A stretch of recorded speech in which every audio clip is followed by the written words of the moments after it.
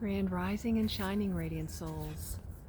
Today's daily card is from the Mary Magdalene Oracle by Megan Watterson. And today, it's presence. I exist intensely. Scholars believe that Christ spoke Aramaic among other languages, and the Aramaic word for death translates as existing elsewhere. This translation implies that when the body ceases to function, this essence of who we are, this presence of love within us, still exists, just mysteriously somewhere else.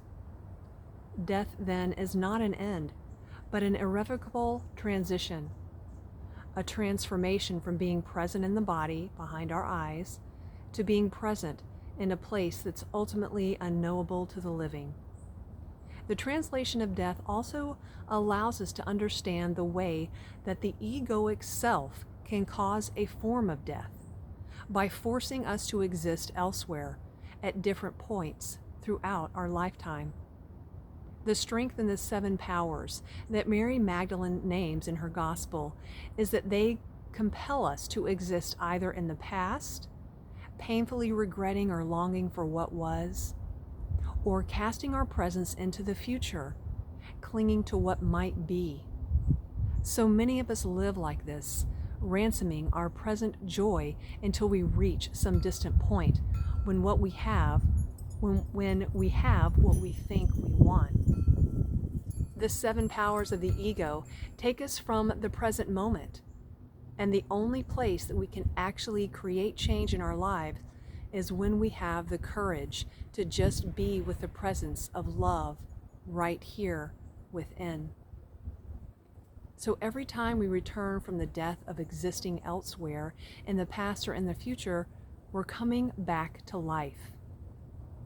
All it takes to be present again, all it takes to come back to this body, to this one ferociously precious life, to this potent moment, is 3 breaths.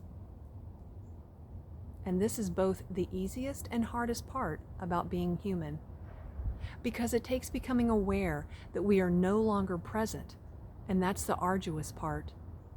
It takes waking up again and again, fighting for our capacity to be here, to exist intensely.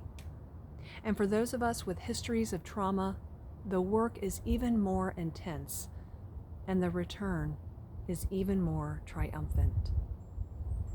The Soul Voice meditation question is, what can I let go of to exist intensely in the present moment?